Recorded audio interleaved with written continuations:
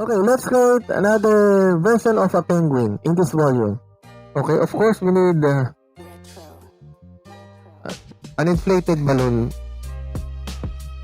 and leave 3 or 4 inches allowance at the end. Okay, first things first, you need to create an ear loop. Small loop would be fine, like this.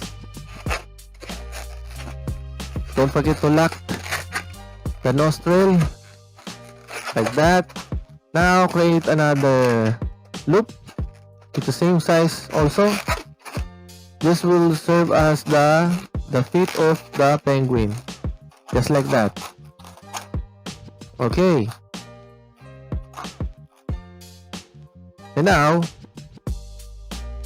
create a 5 inches or 4 inches, let's say 4 inches bubble here, and create another 4 inches like this. 2 4 inches create, and after that create a loop, put it together. This will serve as the wings and the body. Put it together like this, push it inside so it's locked already.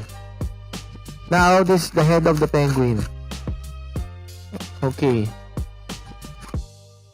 press this so that the head of a penguin will create a beautiful curve, so that it will emphasize this is obviously the head of the penguin.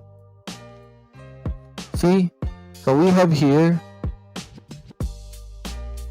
a 1 balloon figure penguin. Hope you like this. Thank you so much.